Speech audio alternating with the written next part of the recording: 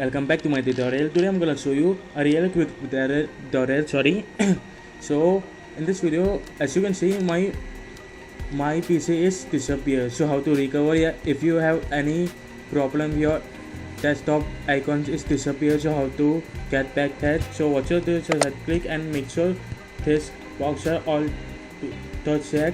If this don't help you out, so what you have to do is simply just follow my instruction in this video. What you have to do is just select this and this option icons, and you can see over here, check this box, and if you want to any use files, any control panel, net, anything, and click apply.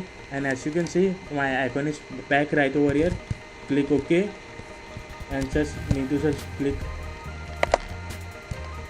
OK, and as you can see, the icon is back. So if you enjoyed the video, make sure to like, share, subscribe for upcoming future videos just like this. If you have any questions, let me know in the comment section. So guys, that's all. Peace out. Bye friends.